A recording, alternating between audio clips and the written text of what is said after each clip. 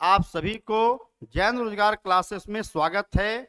मैं लालजी सर आप सभी के लिए जैन रोजगार क्लासेस के बैनर तले एक अंगार बैच लेकर आया हूं, जो कि एक स्पेशल बैच है। खास करके CHSL 2024 के लिए फोकस किया गया है। जो बच्चे CHSL के लिए फोकस्ड हैं उनको लेकर के हम लोग प्लानिंग किया है, जिससे कि बच्चे के अंदर एक अंगार पैदा किया जा सके, इस बच्चे के अंदर एक ज्वलन पैदा किया जा सके, ताकि ये बच्चे अपने फोकस करके, खास करके वैसे बच्चे जो बच्चे इसका तैयारी कर रहे हैं, या जिस ऐसे बच्चे भी हों जो तैयारी बहुत दिनों से करते आ रहे हैं लेकिन उनका रिजल्ट कन्वर्ट नहीं हो पा रहा है, उन लोगों के लिए एक स्पेशल बैच हम लोग लाए हैं, अंगार बैच करके लाए हैं। और इस बैच में हमारे जो भी फैकल्टीज हैं सारे अनुभवी फैकल्टी हैं। मैं तो खुद लालजी सर मैथ का करूंगा ही, साथ साथ रीजनिंग का भी एक एक्सपर्ट टीचर हैं, जो कि बहुत ही अनुभवी, बहुत ही अपडेटेड टीचर हैं, जिनके पास बहुत अच्छा ज्ञान है और आप लोगों को एक से एक ट्रिक्स देने की उनकी एबिलिटी है। उसी तरह से जीके का भी हमारे पास बहुत अनुभवी टीचर हैं, इंग्लिश का भी बहुत अनुभवी टीचर है। तो पूरे ओवरऑल कहा जाए, पूरा हम लोग एक स्पेशल टीम के साथ हम लोग इसमें आए हैं, जो कि आप लोगों के लिए मुझे पूर्ण विश्वास है कि बहुत ही लाभदायक साबित होगा। बच्चों, मेन इसमें फोकस किया जा रहा है। ऐसे तो कहा जाए कि हम लोग पूरा फोकस करेंगे, जिसमें कि CHSL के बाद लगे CGL का भी जो बच्चे आएंगे उनको लेकर के भी हम लोग फोकस करेंगे, ताकि वो बच्चे भी बहुत आराम से उसका रिजल्ट आप निकाल पाए और उनके लिए भी बेनिफिशियल साबित होगा। लेकिन तब होता है कि हर चीज का एक फोकस पॉइंट होता है, तो हम लोग CHSL को फोकस करके एक स्पेशल बैच लाए हैं, खासकर 2024 के लेकर के। बच्चों, सबसे पहली बात आती है कि जब भी हम किसी चीज का प्रिपरेशन करते हैं, जब भी हम कोई प्लानिंग करते हैं, कोई भी कार्य का प्लानिंग क्यों ना हो, तो सबसे पहली बात ये आती है कि उसके बारे में मुझे समझ होनी चाहिए। अब उसके बारे में मेरे पास कैसा समझ है, किस तरह का समझ है, ये होना जरूरी है। तो सबसे फर्स्ट ऑफ ऑल बात ये आती है कि जब भी आप उसका कर रहे हैं तो आपके पास वो क्या सिलेबस है, मुझे क्या पढ़ना है, मुझे एग्जामिनेशन में क्या पूछा जाएगा, इसकी जानकारी होनी चाहिए। साथ साथ आपके एग्जामिनेशन में जो भी क्वेश्चन पूछा जाएगा उसके लिए मुझे समय क्या दिया जाएगा, इसकी भी जानकारी होनी चाहिए, उसकी भी जानकारी होनी चाहिए। साथ साथ इसमें ध्यान देना है आपको कि इसमें आपका कितने मार्क्स पे कट ऑफ जाता है, ये सारे चीजों की जानकारी होनी चाहिए। अगर इस सारे चीजों की यदि आपके पास जानकारी है, क्वेश्चन बड़ा आराम से आप बना सकते हैं। क्लियर है कि नहीं? ये सब चीजों पे ध्यान रखना है। तो अभी हम लोग क्या करते हैं कि इसके बारे में सबसे पहला चीज तो ठीक है, हम लोग सिलेबस पे तो चर्चा करेंगे ही करेंगे, लेकिन उसके साथ साथ सबसे इंपॉर्टेंट बात आती है कि इंपॉर्टेंस ऑफ मैथ क्या है, मैथ का महत्व क्या है, और खास करके हमारे रिजल्ट में उसका महत्व क्या है। एक बात बच्चों ध्यान रखेंगे, जब भी आपको रिजल्ट फाइनल कन्वर्ट कराना है, तो फाइनल कन्वर्ट करवाने में एक दो चीजों पे आपको जरूर ध्यान देने की जरूरत है कि मैथ एक ऐसा सेक्शन है जिससे कि आप मैक्सिमम स्कोर पा सकते हैं। बहुत सारे बच्चे, बहुत सारे मेरे पढ़ाए हुए बच्चे भी हैं जो एग्जामिनेशन में 98%, 99%, 100% तक मार्क्स लाए। और इसके सबसे मैथ का एक प्लस पॉइंट क्या होता है कि अगर एक बार आपके पास कॉन्सेप्ट बढ़िया हो गया, अच्छा कॉन्सेप्ट हो गया, तो आपसे एग्जामिनेशन में गारंटेड बनेगा। बाकी चीजों में जैसे जीके में होता है, तो कई बार ऐसा होता है कि आप जो याद करके गए, हो सकता है इत्तेफाक से कुछ ऐसा क्वेश्चन आ जाए जिसमें कि आपके दिमाग में ना रहे। लेकिन मैथ एक कॉन्सेप्ट का चीज है, इसलिए आपको क्या चाहिए कि इसकी पूरी कॉन्सेप्ट आपके पास होनी चाहिए, और हम आपको कॉन्सेप्ट के साथ साथ शॉर्टकट ट्रिक्स देंगे। जो भी ट्रिक्स देंगे, आपको कोई याद करने वाला ट्रिक्स हम नहीं देंगे। अधिकांशतः ट्रिक जो होंगे वो ऐसा ट्रिक्स होगा जो कॉन्सेप्चुअल होगा, और हम लोग कोशिश करेंगे कि मेंटली अधिक से अधिक क्वेश्चन बनाया जा सके। कॉन्सेप्ट के साथ बढ़ने में सबसे बड़ा फायदा क्या होता है कि एक बार बढ़िया कॉन्सेप्ट हो गया तो क्वेश्चन में कितना भी ट्विस्ट क्यों ना करे, कितना भी परिवर्तन क्यों ना करे, आप आराम से उसको बना सकते हैं, क्योंकि आपके पास कॉन्सेप्ट है। इसलिए हम आपको जो भी कॉन्सेप्ट देंगे सारा कॉन्सेप्चुअल देंगे। इसलिए बच्चों, एक बात ध्यान रखना है अगर आपको फाइनल रिजल्ट कन्वर्ट करवाना है और उसमें भी अच्छे रैंक के साथ करना है तो आपको मैथ पे तो बहुत ही ध्यान देना ही होगा। इसलिए मैथ का इंपॉर्टेंस बहुत ज्यादा होता है, खास करके आपका फाइनल रिजल्ट कन्वर्ट करवाने और उसमें भी बढ़िया रैंक लाने। अगर कोई बच्चा चाहता है कि सीजीएल में हम इनकम इंस्पेक्टर बने, एक्साइज इंस्पेक्टर, इनकम इंस्पेक्टर, जो भी उस रैंक का जाए, तो उस रैंक का जाने के लिए जरूरी है कि उनको आपको मार्क्स अधिक से अधिक लाना होगा, उनको 90% ऊपर फोकस करना होगा, तभी उनको फाइनल कन्वर्ट होगा। उससे 90% से ऊपर जैसे ही आप लाते हैं तो बाकी सेक्शन में अगर कुछ कम भी है तो भी आपको बेहतर रैंक कन्वर्ट हो पाता है। इसलिए ये सब चीजों पे ध्यान देना, इसलिए मैथ की बहुत ही अहमियत है, मैथ पे आपको ध्यान देना है। हाँ, एक बात जरूर ध्यान रखिए, मैथ का जो भी सिलेबस डिजाइन किया गया है, खास करके एसएससी, बैंक, ये सब कॉम्पिटिटिव या एमबीए के कॉम्पिटिटिव एग्जाम्स के लिए, उसमें ध्यान रखिएगा मैक्सिमम जो सिलेबस आपका है वो क्लास 10 तक का ही है। इसलिए बहुत सारे बच्चे इस बात को लेकर वरी होते हैं कि मेरा इंटर में आर्ट्स रहा हो, इंटर में मेरा कॉमर्स रहा है तो मेरा थोड़ा मैथ कमजोर है, उसके कारण वो साइकोलॉजिकली वो अपने आप को कमजोर फील करते हैं। वास्तव में उतना कमजोर होते नहीं है, लेकिन साइकोलॉजिकली कमजोर फील करते हैं। हमारा कोशिश होना चाहिए कि उस तरीके का जो साइकोलॉजिकल जो हमारे अंदर है उस साइकोलॉजी को पहले हटा दें। मेरा अपना मानना है कि एक साधारण से साधारण विद्यार्थी यदि ईमानदारी से, पूरे जुनून के साथ, पूरे जज्बे के साथ यदि जम के काम करे तो 1 ईयर के अंदर वो कंफर्म रिजल्ट कन्वर्ट कर सकता है। और अगर पहले से थोड़ा सा ही बढ़िया बेस बना हुआ है तो 2 से 3 महीने के अंदर वो अपने आप को फाइनल कन्वर्ट करने की स्थिति में आ जाएगा। इसलिए आपको इसमें कभी दिमाग में नहीं रखना है कि मेरा मैथ कमजोर है या आर्ट्स बैकग्राउंड से हूं या कॉमर्स बैकग्राउंड से, वो फीलिंग मन से हटा देना है। सबसे इंपॉर्टेंट देखना है कि आप ईमानदारी से कितना मेहनत करते हैं, आपके अंदर कितना सीखने की प्रवृत्ति है। इसलिए हमेशा सीखने की प्रवृत्ति होनी चाहिए। हम आपको यहां पर क्या करेंगे कि 0 से लेकर के टॉप तक ले जाएंगे, बॉटम से उठा के टॉप ले जाने का प्रयास करेंगे, ताकि मेरे पास जो भी बच्चे आए हैं जिनका एकदम मैथ अगर बहुत ही कमजोर है फिर भी उनको बहुत आराम से समझ में आएगा। एक एक पॉइंट पे हम लोग डिस्कस करेंगे और टॉप पे ले जाना इसलिए उद्देश्य है क्योंकि मेरे बच्चे जो हैं अच्छे रैंक के साथ बढ़िया रिजल्ट लाएं। ये सब बातों पे थोड़ी सी ध्यान देने की जरूरत है। चलिए इसी के बाद तहत अगर हम लोग आगे बढ़ते हैं, सबसे पहली बात आती है कि हमारे पास सिलेबस क्या है, खासकर मैथ में मुझे क्या पूछा जाएगा। तो मैथ्स को हमने इसको 4 पार्ट में बांटा है। सबसे पहला पार्ट हमारा है सिंप्लीफिकेशन। सिंप्लीफिकेशन बहुत ही जरूरी होता है। जिस तरीके से अगर कोई एक फुटबॉलर बनना चाहता है, कोई क्रिकेटर बनना चाहता है, उसको दौड़ना जरूरी है। बिना दौड़े हुए अच्छा फुटबॉलर या अच्छा क्रिकेटर नहीं बन पाएगा। उसी तरीके से आपका यहाँ पर मैथमेटिक्स में अगर आपको बढ़िया इंप्रूव करना है, खासकर शॉर्टकट अप्रोच यदि रखना है, उसके लिए जरूरी है कि आपका सिंप्लीफिकेशन बेहतर होना चाहिए। अब सिंप्लीफिकेशन में कई तरह की चीजें होती है, उस पर हम लोग आगे चर्चा करते हैं। इसके बाद हमारा सेकंड पार्ट है अरिथमेटिक। अरिथमेटिक पूरे समझिए कि आपके एग्जामिनेशन का बेस बन जाता है। अरिथमेटिक का पूरा कॉन्सेप्ट होना चाहिए। अरिथमेटिक के साथ साथ आ जाता है डाटा इंटरप्रिटेशन। डाटा इंटरप्रिटेशन का मतलब ही हो जाता है कि इसके आपका बहुत सा कुछ ऐसे डाटा दिए होते हैं, उस डाटा को समझते हुए आपको आगे काम करना है। इसके बाद हमारा हो जाता है एडवांस मैथ। एडवांस मैथ की बात कर लें, इसमें कुछ सब चैप्टर्स होते हैं जो खास करके ज्यादा फोकस्ड होते हैं, जैसे कि आपका ज्योमेट्री। ज्योमेट्री आजकल बहुत क्वेश्चन पूछता है, अलजेब्रा बहुत क्वेश्चन पूछता है, इसलिए इस सब पे थोड़ा ज्यादा फोकस्ड होने की जरूरत है। साथ साथ मेंसुरेशन हो गया। अब लोग और उस पर आगे बढ़ते हैं। अब गौर करेंगे यहाँ पर, जैसे सिंप्लीफिकेशन की जब बात आती है तो ठीक है, कैलकुलेशन तो फास्ट होना है, कैलकुलेशन हम लोग डेली बेसिस पे तो काम करेंगे ही करेंगे।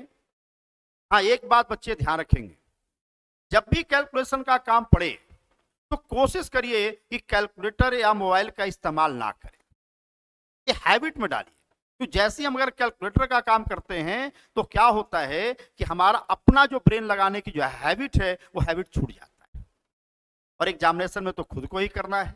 इसलिए शुरुआत में थोड़ी सी परेशानी हो सके हो, लेकिन आपको कोशिश करना है कि कितना भी बड़ा से बड़ा डाटा क्यों ना हो उसे मुझे बिना पेन का इस्तेमाल किए, पेन का इस्तेमाल हो भी, कैलकुलेटर का बिना इस्तेमाल किए उसका हम काम करें। हाँ, ये तय है कि जब भी कोई लंबा डाटा होता है, लेंदी डाटा होता है, उसके लिए हम आपको शॉर्टकट ट्रिक्स देंगे। हम एक से एक ट्रिक्स आपको देने वाले हैं जो कि आपके लिए बहुत ही उपयोगी साबित होगा। हर चीज का करेंगे, जैसे आपका एडिशन है, सब्ट्रैक्शन है, मल्टीप्लिकेशन है, स्क्वायर है, क्यूब है, स्क्वायर रूट है, ये सारे चीजों पे हम लोग जम के काम करेंगे। हर चीज का आपको कुछ ना कुछ शॉर्टकट ट्रिक्स हम आपको देंगे। जैसे एग्जाम्पल के तौर पे जैसे एडिशन करना है, तो अगर हमको एडिशन करना है तो स्वाभाविक तौर पे यहां पर देखेंगे, जैसे किसी व्यक्ति अगर मान लेते हैं कहा गया 8 एंड 1/3 प्लस 7.1/6, 8.1/3 प्लस 7.1/6। अब इसको जब हमको सॉल्व करना है तो हम लोग क्या है कि स्कूल में कैसे बताया जाता था कि आप इसको 3 को 8 से गुना करके एक जोड़ करके, यानी 3 इंटू 8 24 प्लस 1 कर दिया तो 25/3 कर दिया, और 6 इंटू 7 42 अब प्लस 1 43/3 कर 6 कर दिया। अब इसको जोड़ दें। अब जैसे इसको हम जोड़ेंगे, हमारा थोड़ा टाइम लग रहा है ना, उसके बाद क्या करते हैं, नीचे के एलसीएम ले काम कर देते हैं। ये बातें हम लोग को स्कूल में बताया गया है, लेकिन हमको थोड़ा सा अपना इसको सॉल्व करने का नजरिया बदलना होगा, प्रोसेस बदलना होगा, तरीका बदलना होगा। अब इसको हम कैसे करेंगे जो देखिएगा, कैसे करेंगे तो ध्यान रखिएगा। जैसे 8.1/3, तो 8.1/3 का मतलब ही होता है, ध्यान रखेंगे, 8.1/3 का मतलब ही होता है 8 प्लस 1/3। 7.1/6 का मतलब ही होता है 7 प्लस 1/6। आप देख सकते हैं बीच में प्लस का साइन है, तो हम क्या करेंगे कि 8 और 7 को ऐड कर देंगे। अब जैसे 8 और 7 को ऐड कर देते हैं तो यानी कि आपका क्या हो गया, 8 प्लस 7 एक जगह कर लेते हैं, 1/3 और 1/6 को एक जगह कर लेते हैं। अब इससे क्या हुआ कि हमारा काम थोड़ा आसान हो गया, नहीं? अब देख सकते हैं यहां पे, और बीच में प्लस है तो प्लस कर दिया, तो 8 प्लस 6 कितना हो गया, 15 हो गया। अब इसको सॉल्व करके देखते हैं तो क्या होगा, 3 और 6 का एलसीएम 6 हो गया, 6 में 3 से डिवाइड किया 2, और 6 में 6 से डिवाइड किया 1, तो 2 प्लस 1 3, और 3/6 जैसे ही करेंगे इसका वैल्यू हमारा 1/2 हो गया। सॉल्व करेंगे 15 एंड 1/2, यही हमारा आंसर हो। हमको इस तरीके का अप्रोच लेना है, तब है कि आपको हम ये लिख करके समझा रहे हैं, आपको समझाने के लिए वे ब्रेक करके, लेकिन जब हमको बनाना है तो इतना ब्रेक नहीं करना है। कैसे सोचेंगे, 8 पहले इंटीग्रल पार्ट यानी जो पूर्णांक पार्ट है उसको जोड़ देंगे। जैसे 8 प्लस 7 15 हो गया, 8 प्लस 7 15 हो गया। अब 1/3 और 1/6 को अलग ऐड कर लेंगे, तो 1/3 प्लस 1/6 किया, नीचे का एलसीएम 6 हो गया, तो 6 में 3 से डिवाइड किया 2, 6 में 6 से डिवाइड किया 1, 2 प्लस 1 3, 3/6 हो गया, और 3/6 का वैल्यू 1/2 होता है, अर्थात इंटीग्रल पार्ट हमारा हो गया 15 और फ्रैक्शनल पार्ट हो गया 1/2। दोनों को मिला देंगे तो फाइनली हमारा आंसर चला जाएगा 15.1/2। तो डायरेक्ट आप आंसर कर सकते हैं, लेकिन शुरुआत में हम आपको ब्रेक करके बताएंगे कि आखिर में ये अप्रोच हम ले रहे हैं तो कैसे ले रहे हैं। तो पहले बेसिक बात बताएंगे और साथ साथ इसको फास्ट कैसे एग्जामिनेशन में इंप्लीमेंट कैसे किया जाए। जैसे भी देखा आपने, बिना इसका नीचे का इस्तेमाल किया, डायरेक्ट हम लोग इंप्लीमेंट कर दिया। उसी तरीके से बहुत सारे आपको लंबे ट्रिक्स देंगे, जैसे हम लोग कैलकुलेशन पे काम करेंगे, आपको अच्छे अच्छे ट्रिक्स देंगे, अच्छे अच्छे तरीके देंगे, प्रोसेस बताएंगे। हाँ, करना आपको थोड़ा प्रैक्टिस तो करना ही पड़ेगा। उसी तरह से एडिशन है, सब्ट्रैक्शन है, मल्टीप्लिकेशन, स्क्वायर, क्यूब रूट, इस तरीके से हर एक पर आपको बताया जाएगा, डिटेल में बताया जाएगा, अच्छे से बताया जाएगा। बेसिक के साथ, बेसिक और फास्ट दोनों का कॉम्बिनेशन रहेगा। ताकि आपके एग्जामिनेशन में कितना भी परिवर्तन किया जाए तो भी आपसे कंफर्म आराम से बने। क्लियर है कि नहीं? अब इसी में आगे हम लोग और पढ़ते हैं। सिंप्लीफिकेशन में ही आपका है क्यूब रूट है, सर्ट्स एंड एडिशंस है, अप्रॉक्सीमेशन है और नंबर सीरीज। खास करके अप्रॉक्सीमेशन और नंबर सीरीज बैंक एग्जाम में ज्यादा आता है। ऐसे कहा जाए एसएससी का भी सिलेबस का एक पार्ट है। कभी कभी एसएससी में भी आ जाता है, टीचर में भी आ जाएगा, सीजीएल में भी आ जाएगा, लेकिन अप्रॉक्सीमेशन और नंबर सीरीज से बैंक में तो कंफर्म आता है। बैंक का क्लर्क का एग्जाम हो या पीओ का एग्जाम हो, नंबर सीरीज से जनरली 5 क्वेश्चन आ जाता है। अप्रॉक्सीमेशन से भी कभी कभी 5-5 क्वेश्चन आ जाता है एक ही एग्जाम में। उस सब पे आपको हम शॉर्टकट तरीके बताएंगे कैसे फास्ट किया जाए। उसमें भी मेरा प्रयास रहेगा कि कम से कम अगर 5 क्वेश्चन पूछा है तो 2 से 3 क्वेश्चन आपको बिना पेन का इस्तेमाल किए बनाना है। खास करके जो लंबा डाटा है, बड़ा बड़ा डाटा है, वो डाटा के लिए निश्चित रूप से कोई ना कोई शॉर्टकट तरीके आपको बताएंगे। क्लियर है कि नहीं?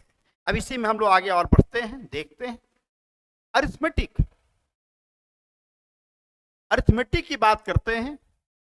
अरिथमेटिक में क्या होता है कि जैसे आपका हो गया नंबर सिस्टम, हो गया प्रॉफिट एंड लॉस, हो गया है ना, LCM HCF, ratio and proportion, mixture ligation, है ना, रेशियो एंड प्रोपोर्शन यानी जानते ही हैं आप लोग, है ना, अनुपात समानुपात हो गया, मिक्सचर लिगेशन हो गया, है ना, मिश्रण जिसको कहते हैं, पार्टनरशिप हो गया यानी कि आप साझेदारी का बिजनेस जो करते हैं उसके बारे में आएगा आपका। एवरेज अर्थात औसत हो गया आपका। प्रॉब्लम्स ऑन एज से रिलेटेड बहुत सारे क्वेश्चन आते हैं। जैसे कहा जाए पिता का उम्र पुत्र की उम्र का 4 गुना हो गया, पिता का उम्र पुत्र की उम्र का 3 गुना हो गया।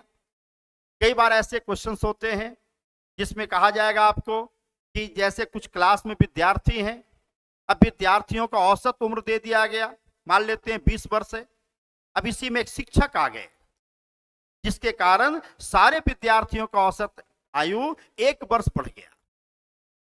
जैसे आपसे कहा गया कि क्लास किसी विद्यालय में 20 विद्यार्थी हैं, 20 स्टूडेंट्स हैं और सभी का औसत आयु 15 वर्ष है, 15 ईयर्स है। कितने बताया आपको हमने? 20 स्टूडेंट्स हैं, 20 स्टूडेंट्स हैं और ये स्टूडेंट्स आपके हो गए यानी विद्यार्थी हो गए और इसका एवरेज आपसे कहा गया 15 वर्ष है। 15 वर्ष है, 15 ईयर है। अब आपसे क्वेश्चन क्या कहेगा? एक शिक्षक के ज्वाइन कर जाने के कारण सभी विद्यार्थियों का औसत आयु 1 वर्ष बढ़ गया। क्वेश्चन कहेगा कि शिक्षक का आयु क्या है, शिक्षक का एज क्या है? बच्चे इसको बना करके तो बहुत तरीके से हम लोग बनाएंगे ही बनाएंगे, इसको मेंटली भी बना सकते हैं। ये सारा चीज डिटेल हम उस समय चर्चा करेंगे आपको, लेकिन यहां पर आप मेंटली देखिए कैसे सोचते हैं। हमको सोच बदलना होगा थोड़ा सा, कैसे करते हैं जो देखिए। आप सीधा सा सोचिए, अगर 20 विद्यार्थी है, 20 विद्यार्थी है और सभी का एवरेज 15 वर्ष है। 15 वर्ष होने का मतलब सबका एक तरह से 15-15 इक्वली बटा हुआ है। एक कोई जरूरी नहीं कि सबका उम्र 15 ही वर्ष हो, 15 ही ईयर्स हो। लेकिन जब एवरेजिंग करते हैं तो एवरेजिंग में क्या होता है कि सबको इकट्ठा जोड़ करके इक्वली बांट देना होता है। अब इसमें क्या हुआ, जैसी टीचर आए, जैसी शिक्षक उसमें शामिल हुए तो शिक्षक को लगा कि सारे बच्चे का उम्र थोड़ा सा कम है। उन्होंने क्या किया, अपने कोटे से सबको कहा कि तुम लोग भी कुछ कुछ बढ़ जाओ। तो सबका एवरेज आयु तो अभी हमने चर्चा किया कि 1 ईयर बढ़ा है। यानी क्या किए, टीचर आकर के 20 विद्यार्थी को एक एक वर्ष अपने हिस्से से दे दिए।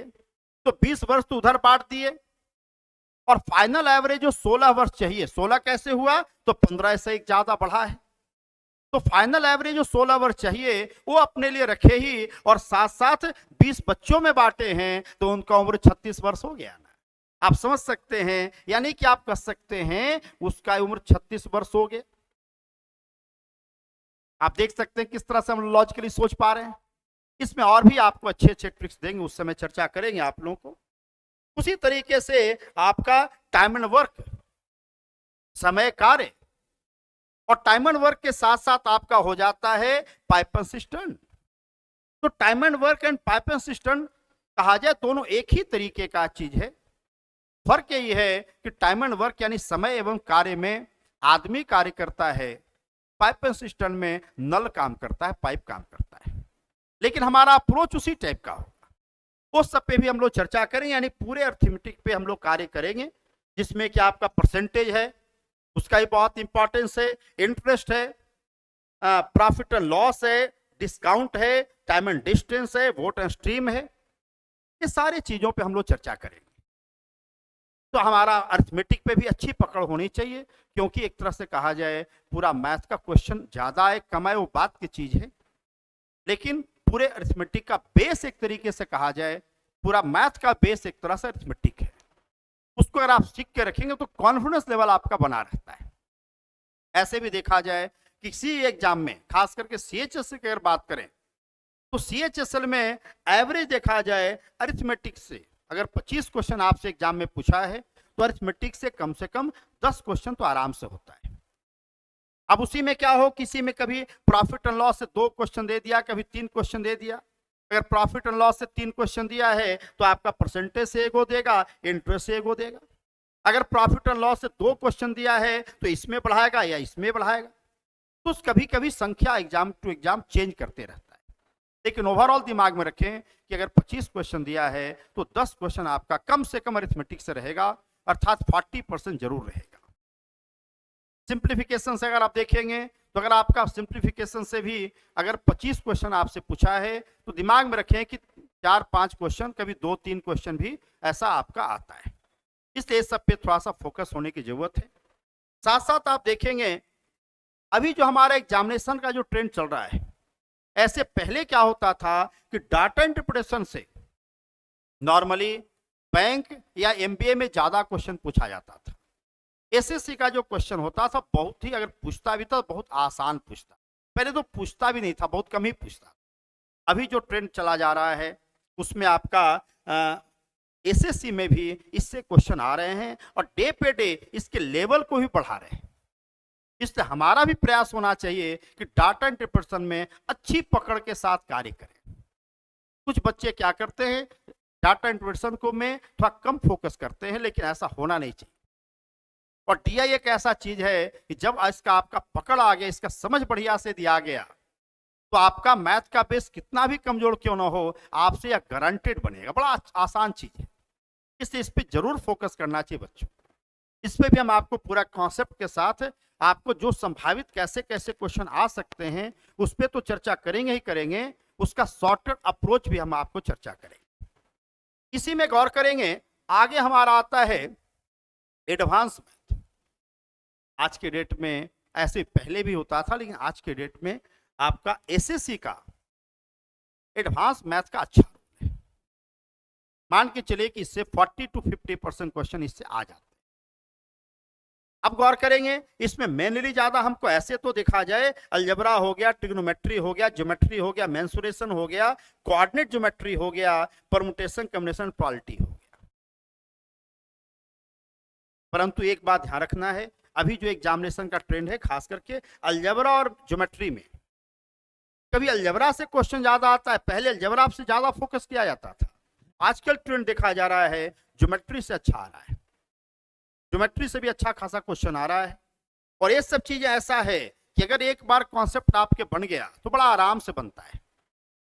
शुरुआत में थोड़ा सा इस पे फोकस करने की जरूरत है।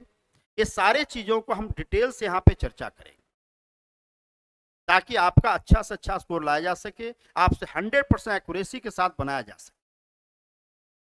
बच्चों ये सब चीजों पे थोड़ा ध्यान देना है। और हमारा सबसे पहले तो बात यह आ रही थी कि हमारे पास सिलेबस किस तरीके का है।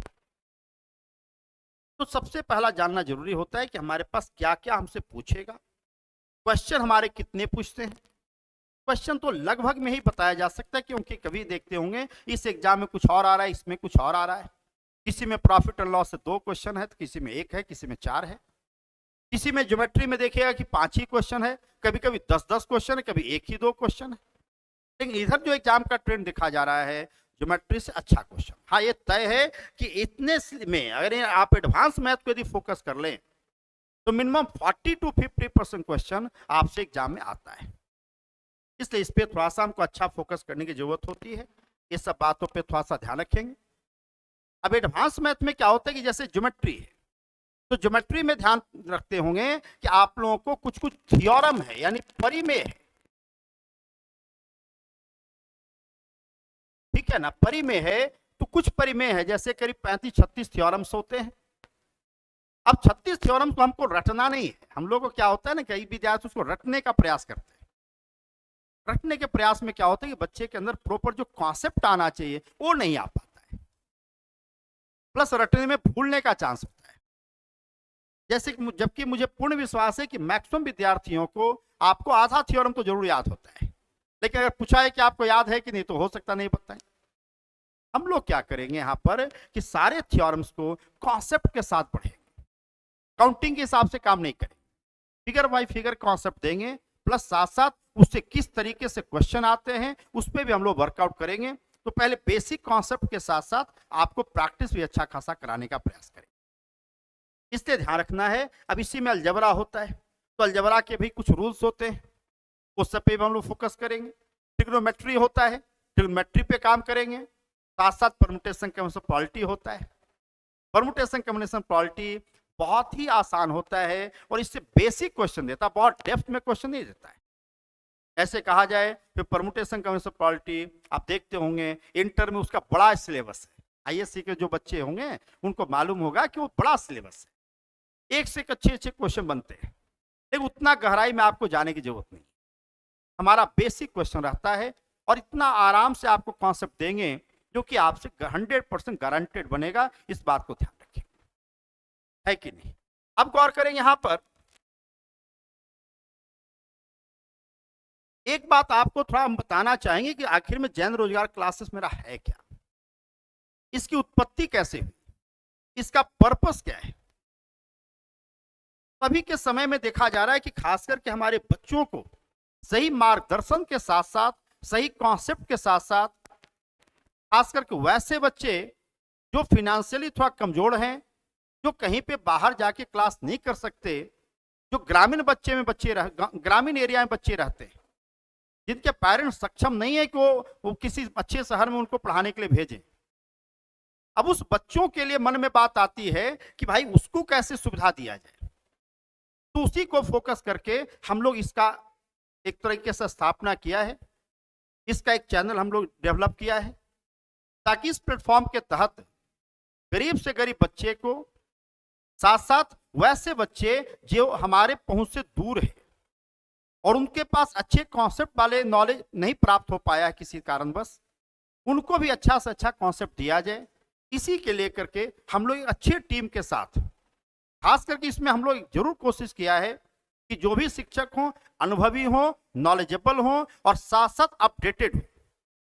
समय के हिसाब से अपडेट होना बहुत जरूरी होता है, क्योंकि अभी जो रिसेंट हमारा एग्जाम में कैसा पैटर्न आ रहा है उसकी समझ होनी चाहिए, साथ साथ लेटेस्ट टेक्निक होनी चाहिए जिसका कि आप बच्चों को उसका फायदा दिया सके।